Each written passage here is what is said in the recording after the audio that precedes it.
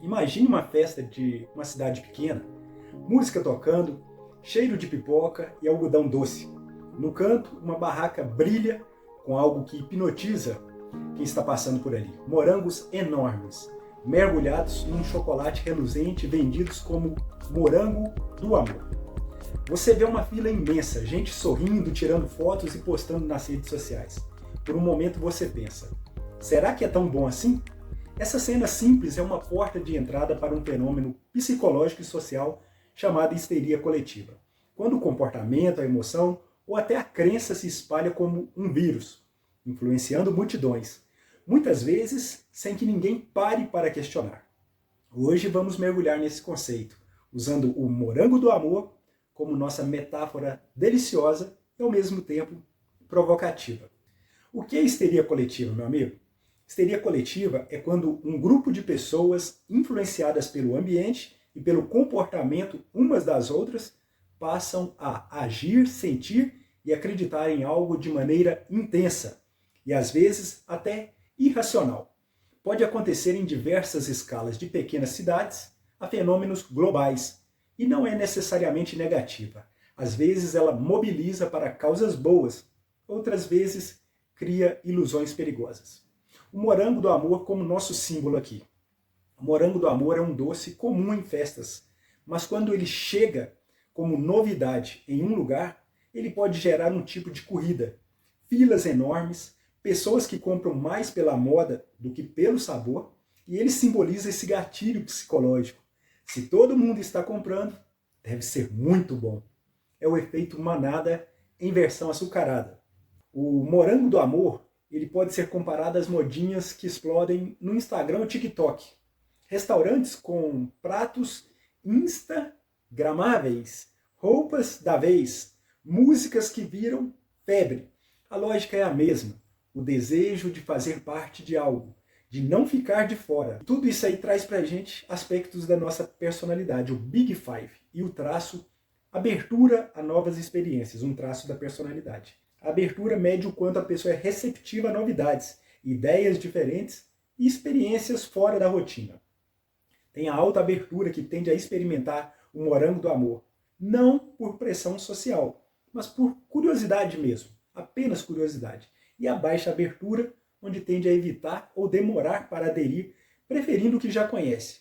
A histeria coletiva, no entanto, pode fazer até quem tem baixa abertura se render pela força do grupo. E como o coletivo, então, ele molda nossas escolhas? O ser humano é um ser social por natureza. Nosso cérebro foi moldado para se conectar, e isso inclui imitar comportamentos. A fila do morango do amor é mais do que um lugar para comprar doce. Ela é um palco social onde validamos nossas escolhas pelo olhar dos outros. Nós podemos ver isso todos os dias. Se nós chegamos a um ponto crucial de reflexão, nós entendemos que diante de um morango do amor, seja ele um doce, uma moda ou uma tendência cultural, você experimenta ou não. Não existe resposta certa. Às vezes provar é abrir-se para o novo, descobrir sabores e momentos que vão marcar sua vida. Outras vezes resistir é um ato de autonomia, de dizer, não vou seguir isso só porque todo mundo está indo. O importante é que a sua escolha seja consciente, porque no fim das contas, o morango do amor pode ser só chocolate e fruta, ou pode ser símbolo de como você decide viver, seguindo a multidão ou trilhando seu próprio caminho. E aí, você entra na fila ou prefere observar de longe? São escolhas que você pode fazer. Morango do amor, essa questão da personalidade, da abertura a novas experiências, ou um olhar de que se trata apenas de uma modinha, tudo isso a gente precisa analisar e decidir de forma tranquila, e está tudo bem. Você já reparou como algumas coisas explodem do nada e viram febre? O morango do amor é um exemplo simples, aquele doce que de repente todo mundo quer provar, postar e comentar nas redes sociais. Mas será que é só uma modinha ou parte de uma histeria coletiva dos tempos modernos? Essa é a nossa reflexão. E para entender isso, nós precisamos olhar a personalidade que nós temos, a personalidade humana. E quando a gente olha, por exemplo, para a questão da abertura, que é um viés da personalidade dos Big Fives, a gente percebe que algumas pessoas simplesmente vão resistir, não vão querer, e outras têm abertura.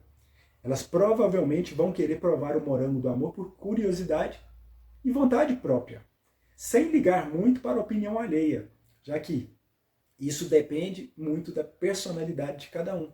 E quando a gente trata da histeria coletiva, tem um poder grande.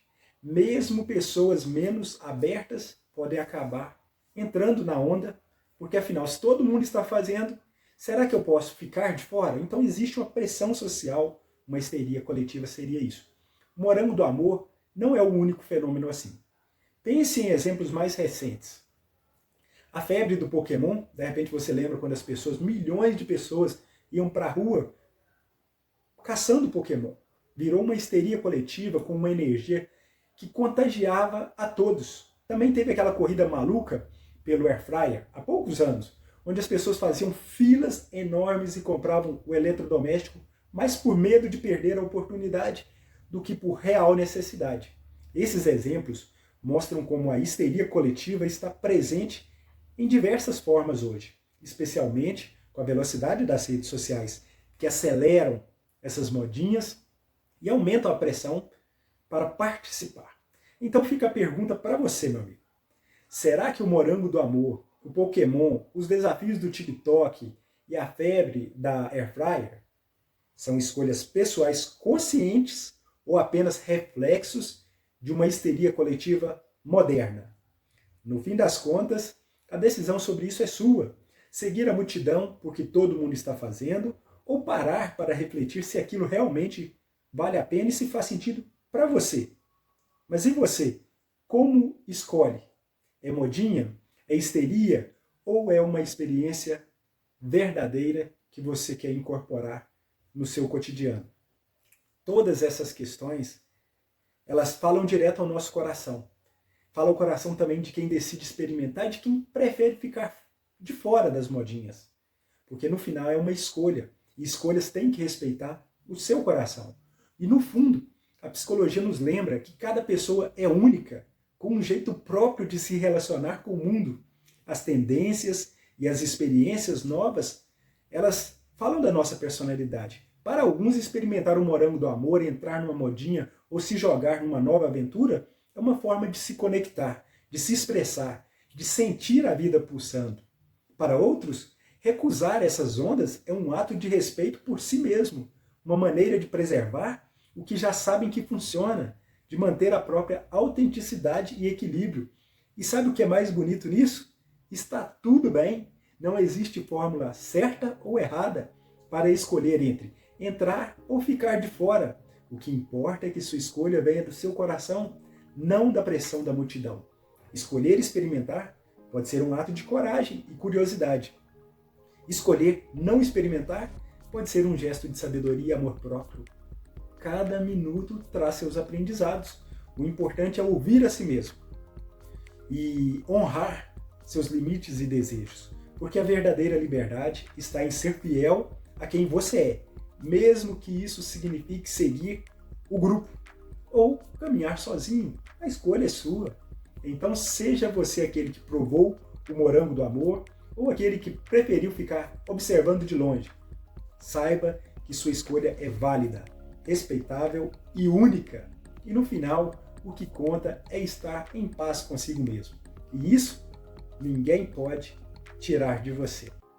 Caras feios com mulheres bonitas. O que está por trás? Eu sou o Sargento João Paulo, sou psicólogo e estudioso do comportamento humano. E hoje, nosso papo é esse mesmo. Você já viu por aí um casal e pensou assim: gente, como é que esse cara conseguiu essa mulher? Ou no popular, esse feioso aí com essa deusa? Pois é, está na hora da gente conversar sério e também com bom humor sobre este assunto. Porque sim, aparência conta, mas não é tudo. E na prática, a vida real mostra pra gente que o bom humor e o carisma, eles são sedutores pra caramba. Você duvida? Então vai numa festa e vê, tá lá o bonitão todo certinho, camisa colada, pose de galã, olhando o próprio reflexo no copo de bebida. E do outro lado, o cara que não tem abdômen trincado, mas tem uma sacada para cada assunto. Ele ri de si mesmo, faz os outros rirem, ele não precisa ser bonito, ele é gostável, ele é inesquecível. E aí é que começa o mistério, ou melhor, começa o charme. Pense, festas e baladas que você já foi. De repente você vai se lembrar do cara que dança mal, mas que dança mesmo assim, que faz piada com o próprio tênis furado ou com um amigo bombado. Enquanto os certinhos esperam o momento certo, aquele que é bem-humorado, ele já conquistou todo mundo. Tem gente que viraliza não pela beleza, mas pela sua autenticidade. Aquele que posta um meme com a própria cara inchada e escreve: segunda-feira, chegando com tudo. Agora, se você pensar em outros ambientes como trabalho, escola, igreja, eventos do cotidiano, você vai perceber a aplicação objetiva de tudo isso. Porque a gente lembra de quem nos faz sentir bem, não só de quem é bonito, quem tem presença de beleza. Na sala de aula, era o mais engraçado que virava crush. No trabalho, é quem sabe rir dos próprios erros que ganha a simpatia de toda a equipe. Na sua igreja, aquele que fala com leveza, com alma, com verdade, é o que mais toca a gente, não é verdade? E vamos pensar um pouquinho agora sobre o bom humor. Porque o bom humor é uma forma de inteligência social. É sensibilidade, é timing, leitura do outro. Quem faz rir já se conecta. E conexão é mais forte do que qualquer padrão de beleza. Caras feios com mulheres bonitas, talvez não seja sobre beleza. Talvez seja sobre alguém que olha no olho, que faz você rir, que faz a outra pessoa se sentir viva. E isso é o que conquista de verdade. No fim das contas, a beleza passa, o tempo voa e o que fica é a lembrança daquela boa risada, a lembrança do riso, daquela vez em que você se sentiu leve, se sentiu vista, abraçada através das palavras. E isso, meu amigo, minha amiga, é um tipo de beleza que não se compra. É uma beleza que se constrói e se compartilha no dia a dia. Vamos pensar um pouco aqui sobre o poder do carisma e do bom humor. Você já viu isso?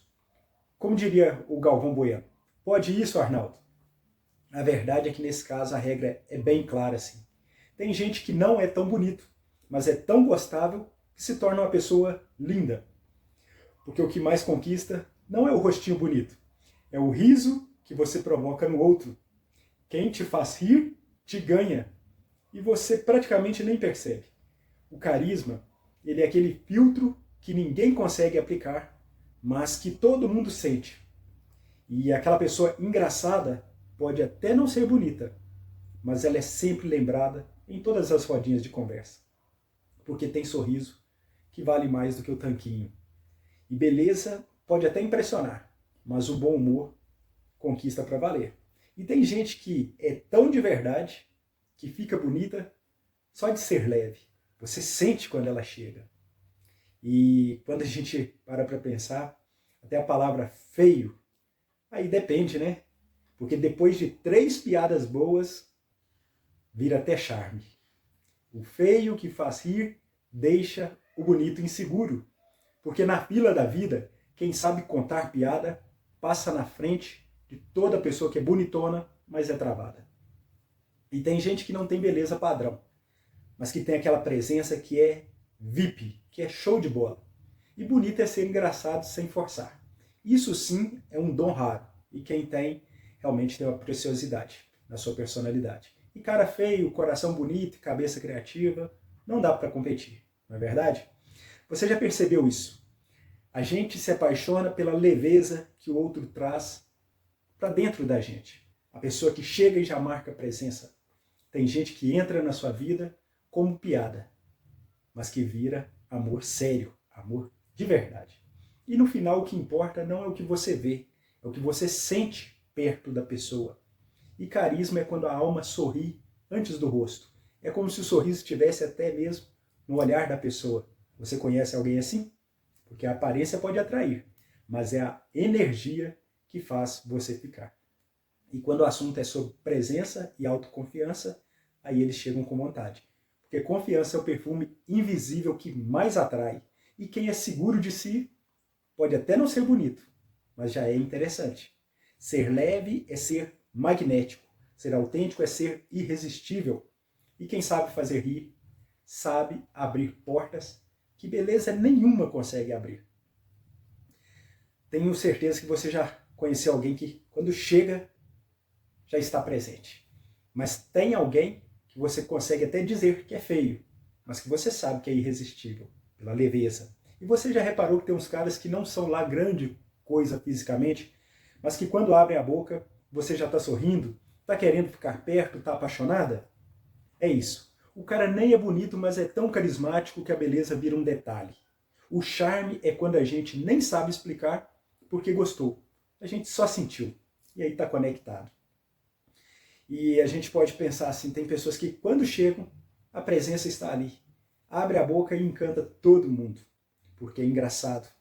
E às vezes é mais legal estar do lado de uma pessoa que te faz rir do que até mesmo de uma pessoa que você acha que é muito bonita.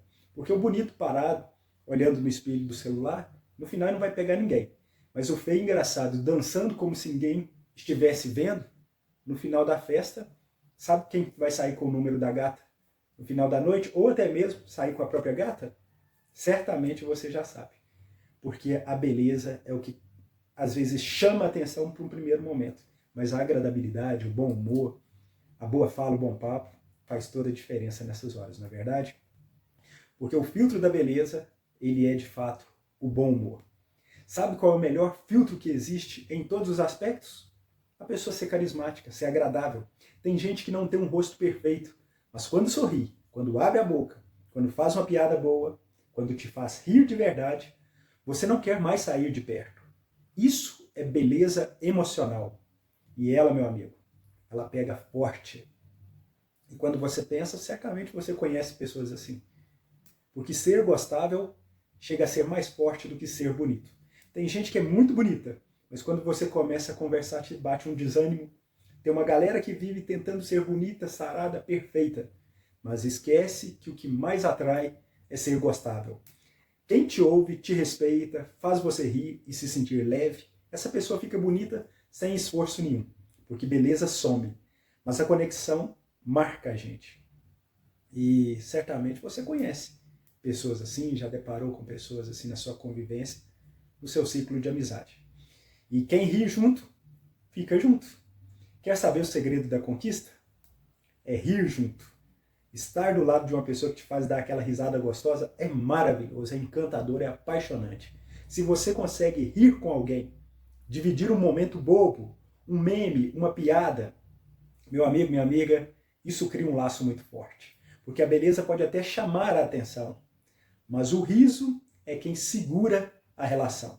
A gente quer estar do lado de pessoas que nos trazem alegria. E no final das contas, gente boa, não é só sobre aparência.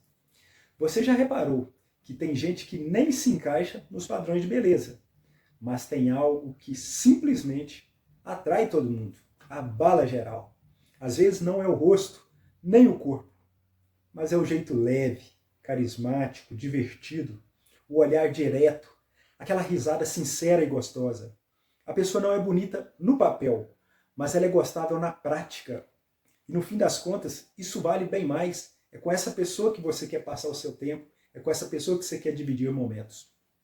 E quando a gente pensa em padrões de beleza, tem gente que tem beleza de catálogo, é capa de revista. Mas na hora da conexão ela trava. E tem gente que chega com presença mesmo, com um papo bom, com humor leve e ganha todo o ambiente, ganha todo mundo. Porque a beleza ela chama a atenção, mas carisma é o que conquista o coração da gente. Ou não é verdade? E se a gente até pensar sobre uma fórmula para o charme, charme de verdade não tem uma fórmula pronta, mas se a gente pensar bem, às vezes a risada, fora de hora, a piada boba, o jeito de contar uma história torna tudo muito encantador. E não importa se a pessoa é alta, baixa, magra, fora do padrão, se tem leveza, segurança e autenticidade, ela entra na sala e todo mundo sente, todo mundo percebe essa pessoa. Ela encanta onde está, ela tem de fato uma presença marcante. E você pode investir em roupa, academia, filtro, tudo. Mas se não tiver presença e verdade, pode ter certeza que não cria conexão. Porque o que marca não é só a imagem, é o que a pessoa faz você sentir quando está perto. Tudo isso faz diferença no emocional. E bonito é ser de verdade, porque no final a gente não lembra exatamente da roupa, da pose ou até mesmo do shape. A gente lembra da pessoa que nos faz rir, que ouviu nossa conversa, nossas falas com atenção, que acolheu aquilo que foi compartilhado sem pressa, que esteve presente. E bonito é ser de verdade. Charmoso é ser leve e inesquecível é quem faz a gente se sentir bem. E o carisma que conquista numa festa, por exemplo, na escola, no trabalho, tudo isso a gente pode colocar em prática porque a gente conhece pessoas assim. Imagine uma festa que você foi, cheia de gente bonita, pessoas arrumadas, conversando animadamente. E no meio da multidão tinha uma pessoa que não chamava a atenção pela aparência física, mas que mesmo assim, você sabe que ela se tornou o centro das atenções. Mas como? A verdade é que ela chega com um sorriso aberto, faz uma piada que quebra o gelo, olha nos olhos quando fala e sabe ouvir de verdade. Ela não tenta ser perfeita, nem esconder as próprias falhas. Ao contrário, ela até ri dessas falhas. Quando alguém derruba o copo, ela ri junto, fazendo a situação ficar leve.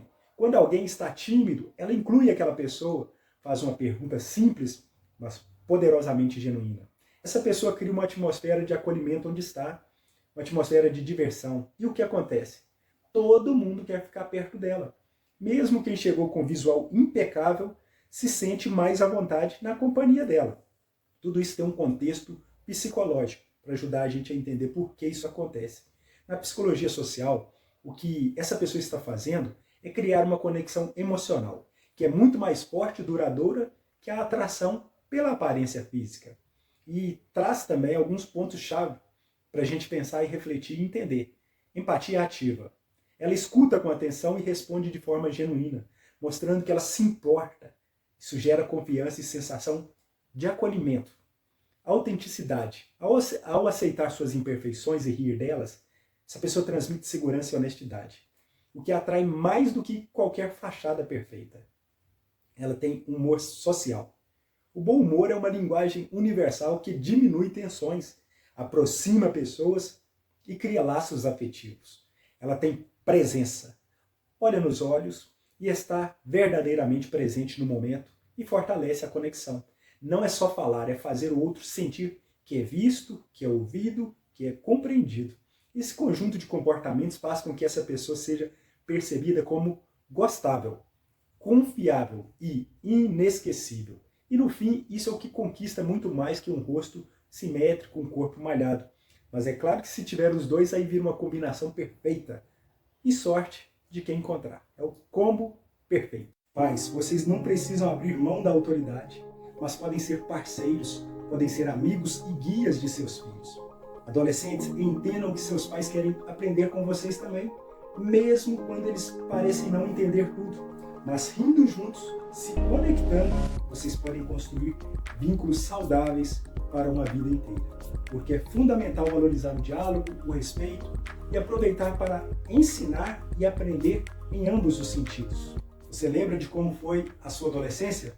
Aquele período em que você acordava de manhã já cansado, cheio de hormônios fora de controle, se sentindo o dono do mundo e ao mesmo tempo completamente perdido?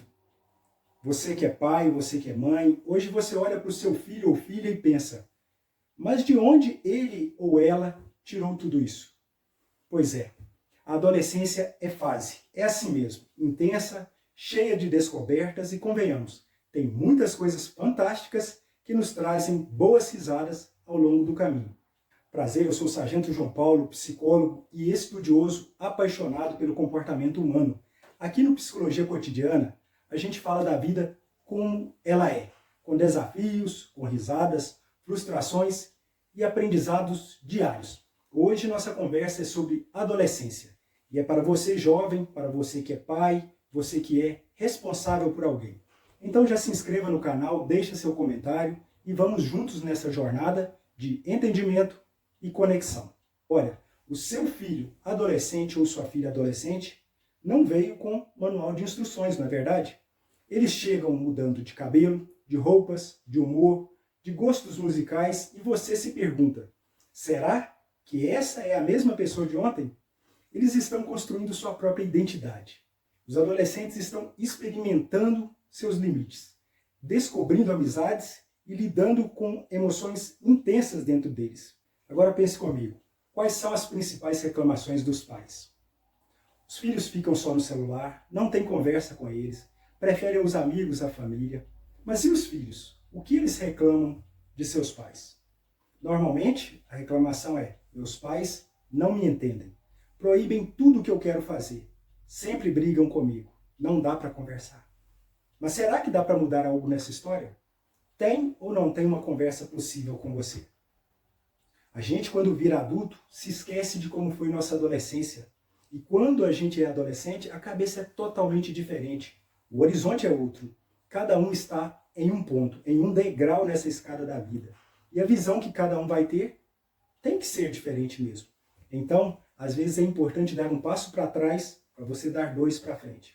Ou a gente corre o risco de ferir quem a gente ama e também se magoar. E às vezes criar uma distância muito grande na relação por falta de saber lidar com algo natural, que é a adolescência. Eu até prefiro dizer adolescências, porque para mim são várias as adolescências.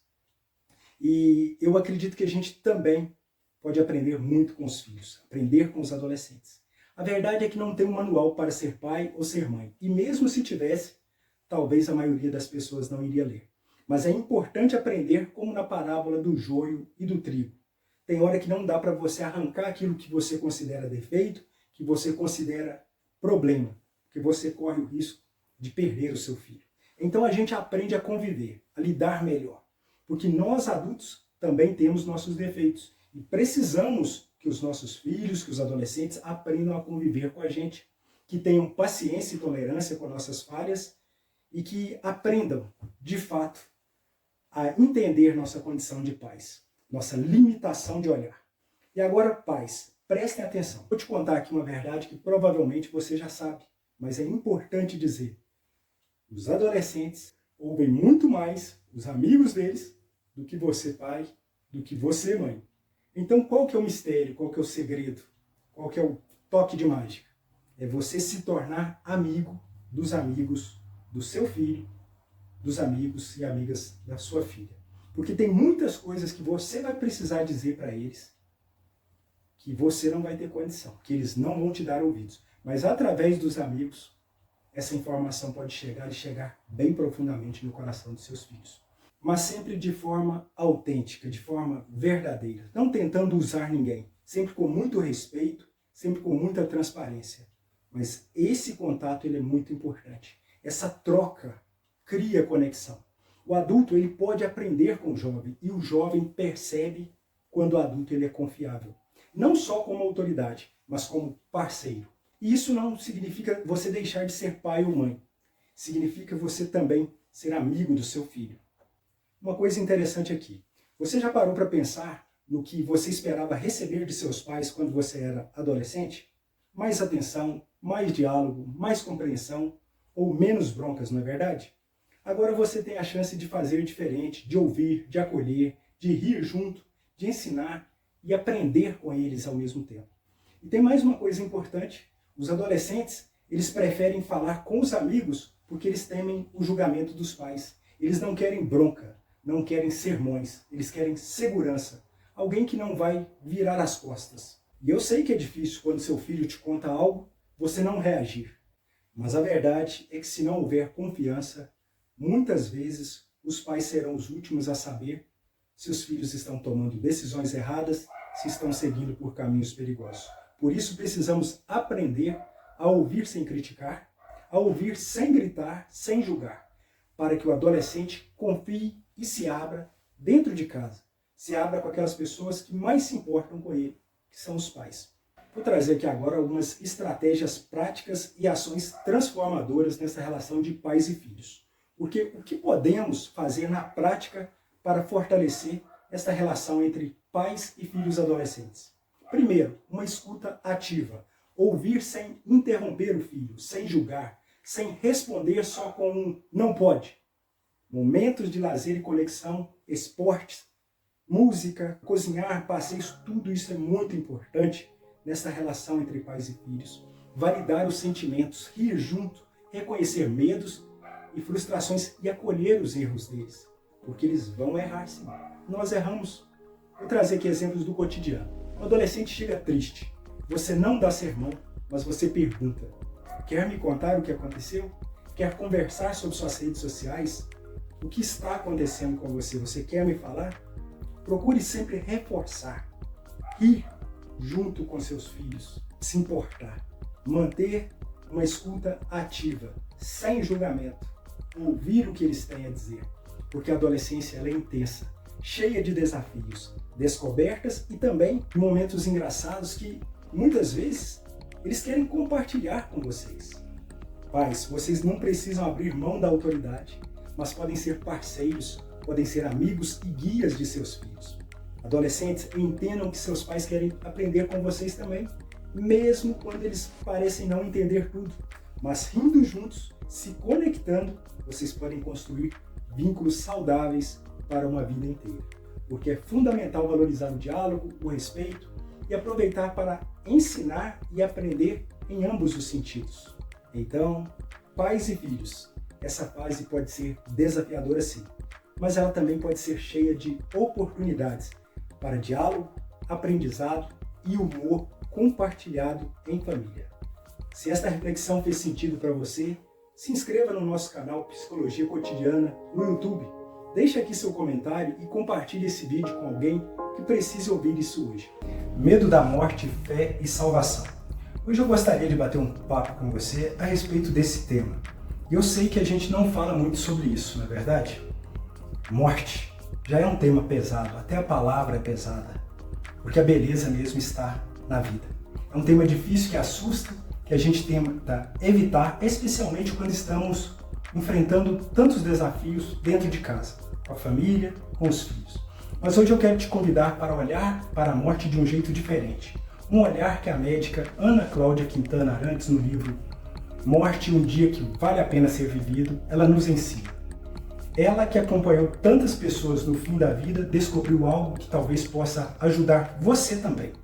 Porque a morte não é um inimigo cruel, nem um ponto final cheio de medos e tristezas. Ela é uma parte natural e necessária da vida. E aceitar isso, olhar para a morte como um dia que pode ser vivido, nos dá a chance de valorizar o que realmente importa enquanto estamos aqui, neste mundo. Pense comigo, quantas vezes a gente se perde nas preocupações, nas brigas, na dor das escolhas difíceis do dia a dia? Quantas vezes a gente esquece de olhar para quem está do nosso lado, com olhos de amor e de presença? A doutora Ana Cláudia nos lembra que a vida é frágil, e essa fragilidade é o que a torna tão preciosa. Cada instante, cada gesto, cada palavra tem peso quando entendemos que o nosso tempo é limitado.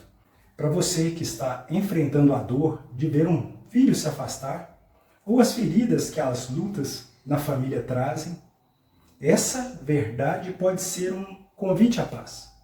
Viver consciente da morte é aprender a amar com mais intensidade. É não deixar para depois o abraço, a conversa, o perdão. É reconhecer que, mesmo na dor, há beleza. Na luta, na espera, na oração.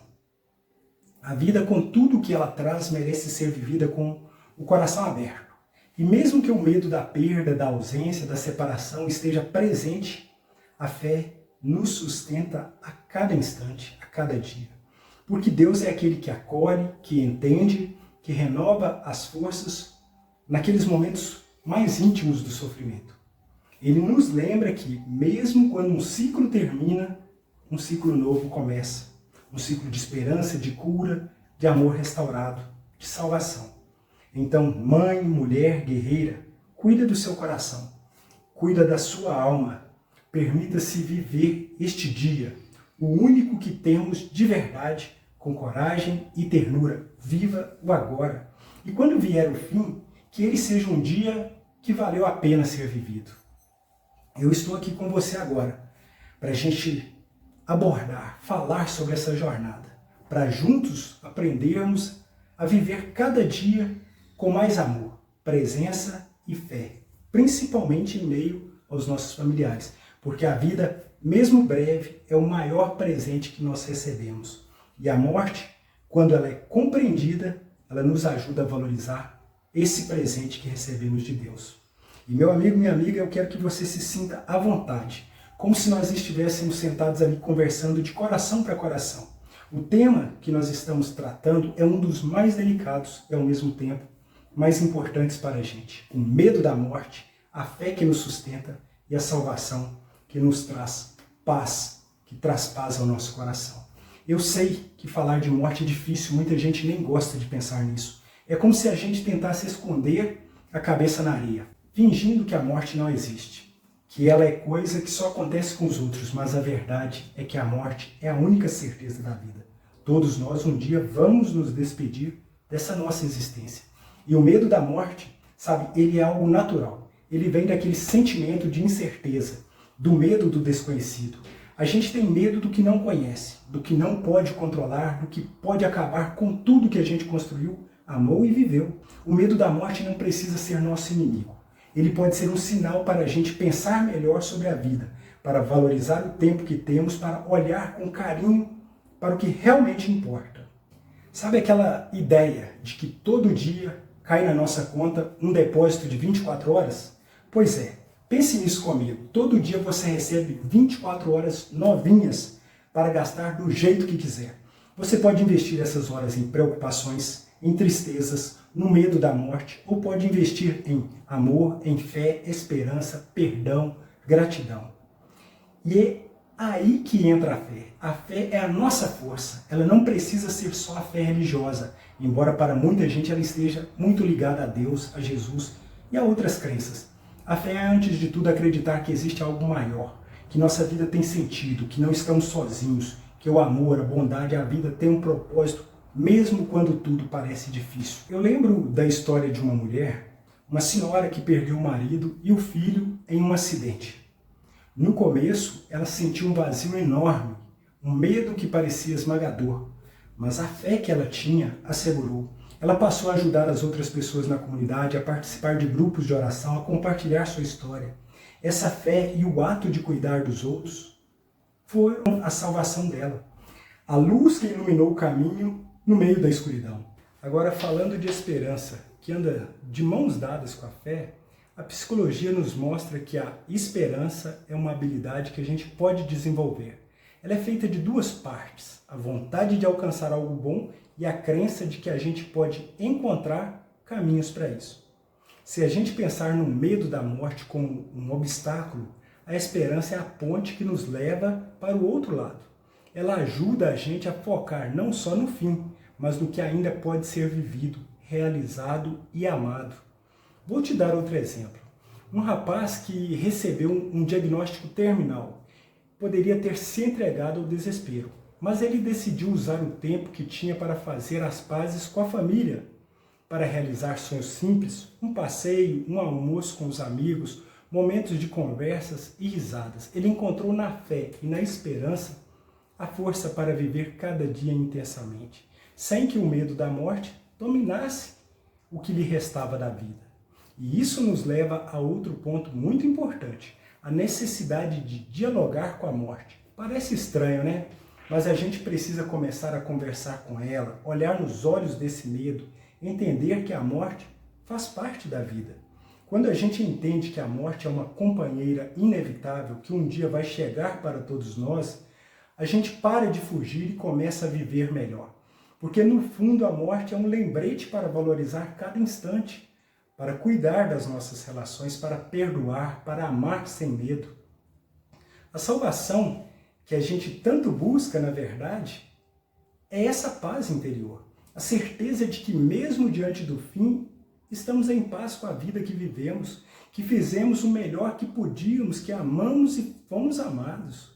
Então, meu amigo, minha amiga, toda vez que você acordar, lembre desse depósito de 24 horas.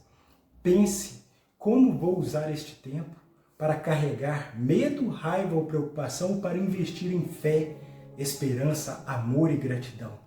Eu quero te desafiar a começar esse diálogo com a morte hoje, sem medo, sem fugir.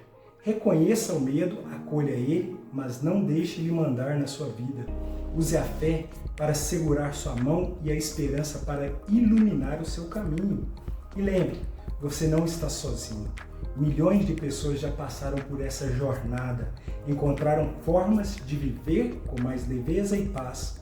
A fé e a salvação não são apenas palavras difíceis, são ferramentas para transformar o medo em coragem e o fim em um novo recomeço. Obrigado por estar até aqui comigo, por abrir seu coração para esse papo tão importante, que você possa encontrar paz verdadeira, aquela que vem de dentro, e que a sua fé e esperança sejam sempre suas companhias fiéis. E se essa reflexão faz sentido para você, compartilhe, deixe aqui seu comentário e se inscreva no nosso canal, porque nosso objetivo é o crescimento pessoal e vamos crescer juntos a cada encontro, sempre na presença de Deus. O que são coisas de Deus e o que são coisas do inimigo?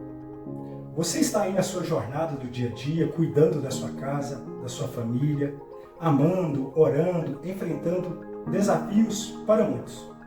E aí vamos refletir um pouquinho sobre essas questões, porque na Bíblia aprendemos que há coisas que vêm de Deus, que edificam, fortalecem, trazem vida.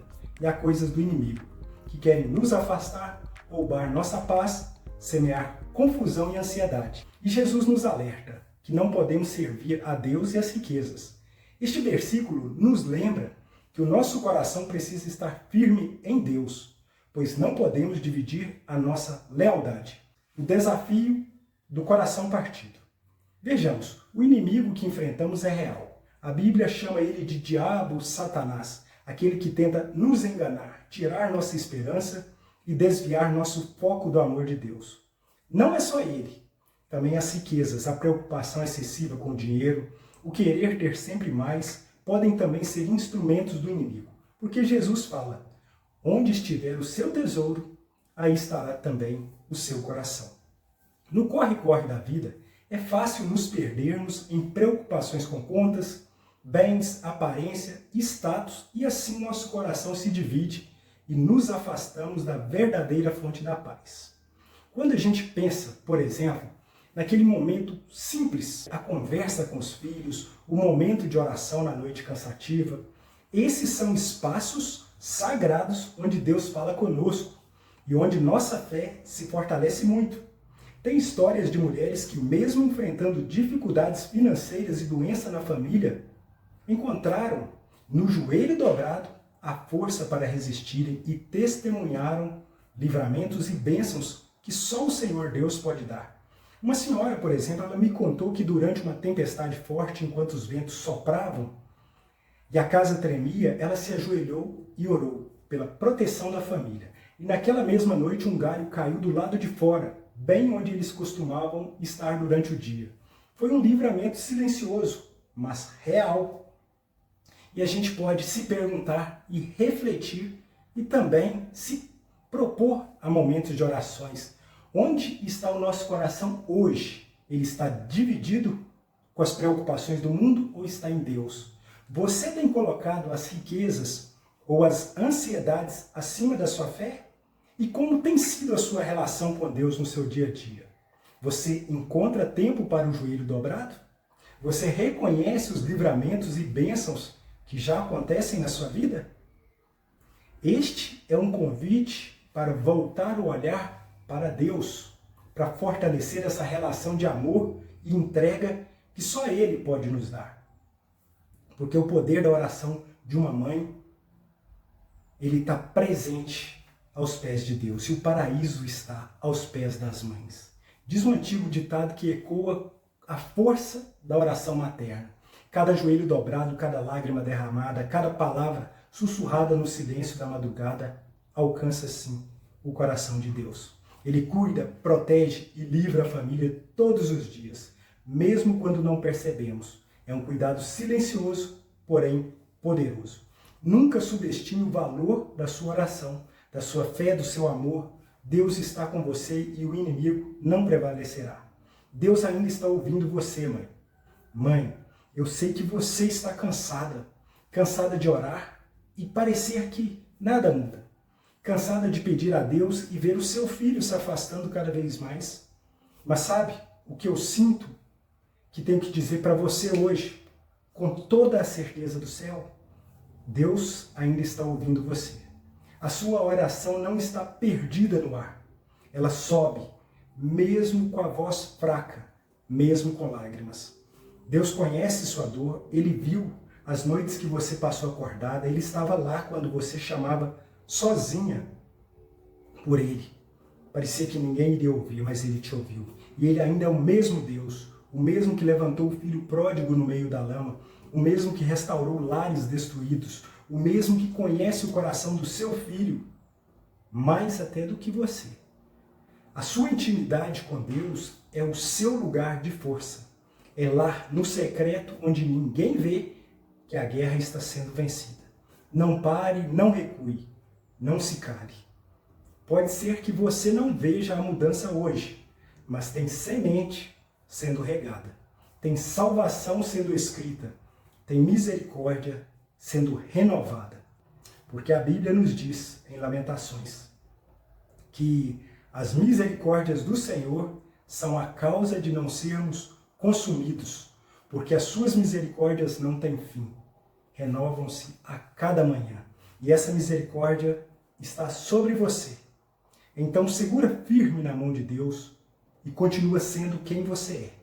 Uma mulher de fé, um homem de fé, uma mãe de fé, um pai de fé.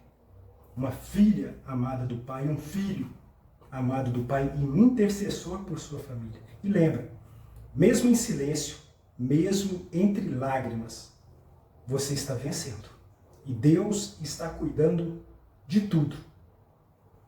Você é um templo vivo da presença de Deus, da presença do Espírito Santo. Sua fé, sua oração, sua entrega são luz em meio às sombras. Não permita que o inimigo roube a sua paz. Coloque sempre Deus em primeiro lugar. Lembre-se sempre, busque primeiro o reino de Deus e a sua justiça e todas as coisas vos serão acrescentadas, nos garantiu Jesus. E te convido para fazermos agora uma oração juntos. Querido Deus, Pai de amor e misericórdia, hoje venho diante de Ti com o coração humilde, cheio de fé. Reconheço que às vezes me deixo levar pelas preocupações deste mundo, mas eu quero escolher servir ao Senhor e confiar plenamente no Teu cuidado e na Tua proteção. Senhor, fortalece a fé de cada mulher, de cada homem que me ouve agora. Dá paz no coração, coragem para dobrar os joelhos, mesmo nas batalhas silenciosas. Que cada oração feita com amor e entrega chegue até o Teu trono, Senhor. E que a Tua graça cubra suas famílias com livramentos diários. Obrigado, Deus, porque o Senhor é fiel e nunca nos abandona. Que possamos sempre buscar o Teu reino em primeiro lugar e encontrar o Senhor. E no Senhor encontrar nossa verdadeira riqueza. Em nome de Jesus. Amém. Meu irmão e minha irmã, se esta reflexão faz sentido para você, compartilhe, deixe aqui seu comentário e se inscreva no nosso canal. A regra de ouro da reciprocidade. E o que fazer quando esta regra falha? Eu sou o Sargento João Paulo, sou psicólogo e estudioso do comportamento humano. Quero bater um papo com você sobre a reciprocidade na comunicação. Você já percebeu como os relacionamentos humanos, em praticamente todos os contextos, eles funcionam com base em uma regra não escrita? A famosa regra de ouro da reciprocidade. Ela diz basicamente o seguinte: se alguém faz algo por você, espera-se automaticamente que você retribua de forma proporcional. E isso se manifesta nos gestos mais simples do dia a dia. Por exemplo, quando alguém te chama para o aniversário dela, naturalmente, essa pessoa espera ser chamada para o seu aniversário. Se você dedica um tempo numa conversa, ouve, responde rápido e demonstra interesse, espera também que essa pessoa retribua aquele nível de atenção. E aí entra uma grande questão. O que acontece quando a reciprocidade não vem? Porque a gente tem que pensar a vida nos pequenos gestos. Vamos pensar em algo bem comum. Você manda uma mensagem no WhatsApp para alguém que é importante para você, que você quer conversar. Você viu que a pessoa leu, mas ela não respondeu. Passa 1 hora, 2, um dia, e aí? Você sente algo, não sente? Pode não ser raiva, mas talvez um desconforto você sente. Ou aquela sensação de, poxa, se fosse o contrário, eu teria respondido na hora, assim que eu visse a mensagem. Isso revela algo muito importante. A forma como alguém lida com você diz muito sobre o espaço que você ocupa na vida dessa pessoa. Claro, pode ser que a pessoa esteja ocupada em um determinado momento, mas sejamos honestos. Tem gente que, não importa o que esteja fazendo, se for alguém importante, ela para tudo e responde na mesma hora.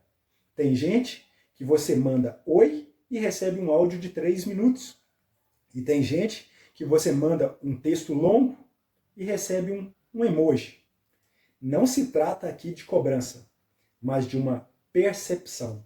Porque o cérebro ele entende a atenção como uma forma de afeto. E a psicologia ela mostra, ela nos ajuda a compreender que a atenção é uma das maiores formas de afeto que existe. Porque o cérebro entende respostas rápidas, olhares atentos e presença como sinais de importância. E quando isso falta, ele também percebe, ele também sente. E você já passou por isso em alguma ocasião? Comenta aqui pra gente. Está numa roda de amigos, mas quando você fala, ninguém presta atenção ao que você diz. Você organiza uma surpresa, um presente, algo especial, e a outra pessoa reage como se não fosse nada demais. Você sempre manda mensagem, sempre chama, sempre procura, e a outra pessoa quase nunca faz isso por iniciativa própria. Demonstra desinteresse. Fica apática. Aos poucos, isso vai te fazendo se sentir invisível, sem importância e em uma grande desvantagem emocional. E aí a gente tem que colocar na balança. A balança do dar e receber. Porque relacionamentos são como uma balança. Não precisa ser sempre 50-50, mas precisa haver troca, precisa haver equilíbrio. Porque quando um dá tudo de si e o outro dá pouco ou nada, com o tempo, até o que era amor vira cansaço, não é verdade?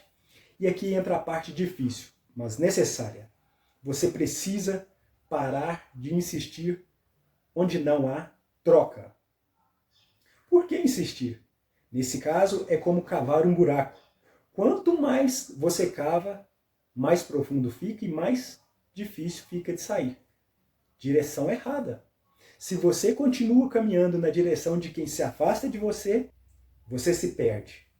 Se perde emocionalmente, se perde nas suas prioridades, se perde em quem você era antes daquela relação. Porque isso desgasta. E por quê? Por que a gente sente assim? Por que a gente age dessa forma? Às vezes é por carência mesmo. Às vezes por dependência emocional. Ou simplesmente porque você ainda não entendeu que relacionamento sem reciprocidade é só desgaste emocional disfarçado de amor, disfarçado de conexão.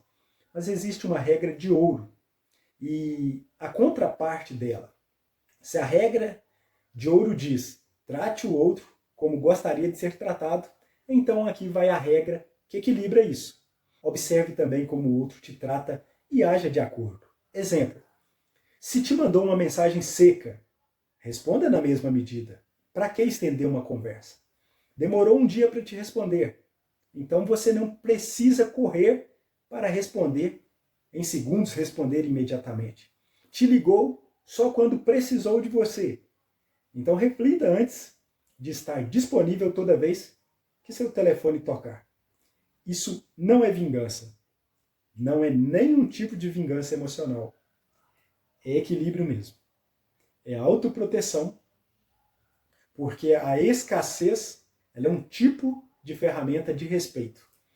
Infelizmente, algumas pessoas só valorizam quando percebem a escassez, percebem que estão perdendo algo. Quando percebem que você já não está mais ali tão disponível, a pessoa muda o jeito de se comunicar com você. Quando ela percebe que você já não responde na hora, que você parou de insistir. É aí que vem aquela frase. Nossa, você sumiu. Não, você não sumiu. Você apenas parou de correr atrás de quem estava parado. E isso pode ser uma ferramenta que muda tudo, que vira a chave.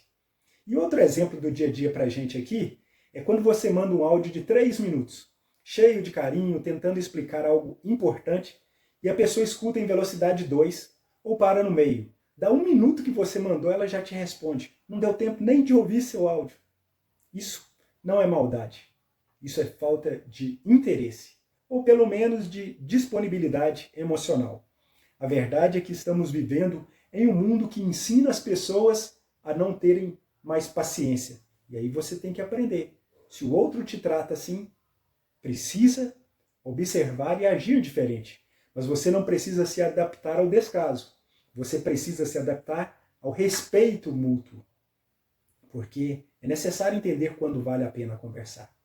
Agora, nem toda distância é motivo para você se afastar. Às vezes as pessoas estão passando por fases difíceis. Às vezes há uma má comunicação e é preciso entender isso. Às vezes as intenções são boas, mas a forma de demonstrar é falha. Por isso, se o relacionamento é importante para você, seja amoroso. Olhe no olho, fale o que sente e, mais importante, ouça o que o outro tem a dizer, ouça o outro lado antes de tomar sua decisão de se afastar. Porque não existe conexão saudável sem uma comunicação clara. E se nada mudar diante dessa situação? Aí entra a parte final e mais difícil. Se depois da conversa nada muda, se mesmo sabendo como você se sente, a pessoa continua do mesmo jeito, então talvez essa relação tenha te ensinado o mais importante. A sua presença não foi valorizada. E é aí que você escolhe continuar insistindo ou seguir em frente com a sua paz por outro caminho. Tudo isso são decisões que você precisa tomar com maturidade e protegendo sua integridade emocional. Pessoas certas te acolhem, te escutam, te respondem, te priorizam, mesmo nos detalhes. E pessoas certas fazem você se sentir em casa, mesmo num simples oi. Se você sempre está indo em direção a alguém que não vem na sua direção, também pense. Talvez o amor esteja no caminho contrário. Talvez a sua cura comece quando você aprende a se escolher. Porque reciprocidade não é luxo, é base dos relacionamentos. E onde ela não existe, o coração adoece. Você tem fé, mas às vezes se sente perdido emocionalmente? Isso não é falta de oração. É sinal de que você precisa de clareza e direção. Aqui no Psicologia Cotidiana, comigo, psicólogo Sargento João Paulo, você encontra acolhimento e equilíbrio entre mente e espírito. Aqui, a psicologia caminha lado a lado com a fé. Se isso faz sentido para você, faça um passeio pelo nosso canal e se inscreva, porque vamos crescer juntos a cada encontro. Vem comigo, vamos juntos!